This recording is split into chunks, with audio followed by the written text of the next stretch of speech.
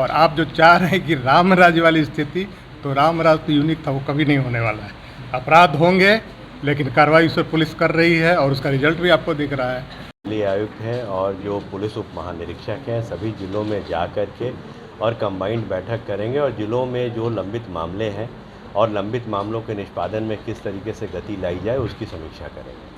तो बहुत हद तक तो बहुत सारे जिला खुद भी उस मीटिंग में चूँकि थे तो वो एक्टिव हैं और उस पर कार्रवाई कर रहे हैं।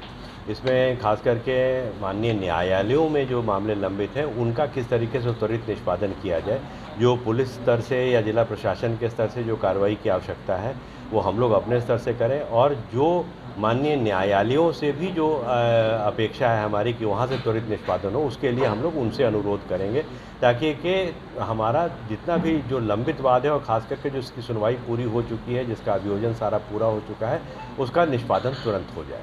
ये हमारा मुख्य उद्देश्य था। और दूसरा है कि बहुत सारे ऐसे मामले आते हैं जो कि भू समस्या से संबंधित हैं या अन्य कोई विवाद है उनसे संबंधित है, उनका किस तरीके से हम लोग समाधान कर सकें क्षेत्र में, उस पर भी चर्चा हम लोगों से गंभीरता से हुई है। और हमको लग रहा है कि सभी पक्ष हम लोग जो हैं इस पर राज़ी हैं कि किस तरीके से हम लोग उस समस्या का समाधान कर सकें। यही सारी हम लोगों की चीज़ हुई है।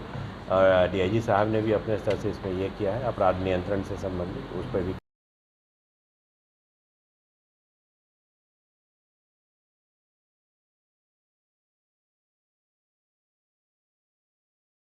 डाटा तो नहीं मैं ऐसा बता रहा है कि अपराध का ग्राफ बढ़ता है। देखिए, अपराध तो होते रहे हैं और होते रहेंगे, लेकिन महत्वपूर्ण चीज़ है उसका डिटेक्शन और उस पर अपराधियों पर कार्रवाई। तो अभी आपके ज़िला में आपको पता है कि कितनी गिरफ्तारियाँ हुई हैं। इस स्टेट से नहीं, स्टेट से बाहर जाके भी हरियाणा, दिल्ली, राजस्थान, जयपुर से पकड़ के लोगों को मंगाया है। आपके ज़िले में एक अच्छे इनकाउंटर भी हुए थे नक्सली का, आपको पता है, 2 लोग मारे गए थे हैं। आप सरेंडर भी किए हैं, जो आपके ज़िले में न बगल के ज़िले में जाके किए हैं। तो अपराध और नक्सल दोनों कंटेंट हैं। और आप जो चाह रहे हैं कि राम राज्य वाली स्थिति, तो राम राज्य तो यूनिक था, वो कभी नहीं होने वाला है। अपराध होंगे, लेकिन कार्रवाई उस पर पुलिस कर रही है और उसका रिजल्ट भी आपको दिख रहा है। उसमें जहाँ कमी थी उसी के लिए बैठक की गई है कि अभियोजन साइड से हम लोग न्यायालय में जिन वादों में पुलिस ने चार्जशीट समर्पित कर दिया है, उसके आधार पर उस अनुपात में जितना चार्जशीट गया है हम सज़ा नहीं करवा पा रहे हैं। तो उसी गैप को भरने के लिए आज ये बैठक की गई, समीक्षा की गई है।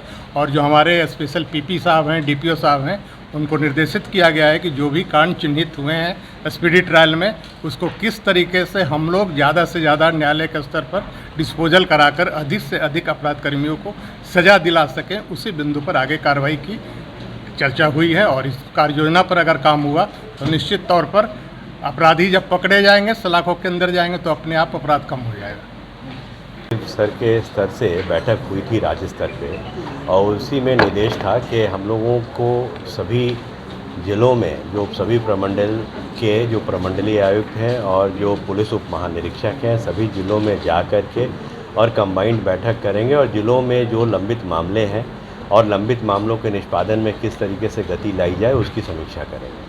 तो बहुत हद तक तो बहुत सारे जिला खुद भी उस मीटिंग में चूँकि थे तो वो एक्टिव हैं और उस पर कार्रवाई कर रहे हैं।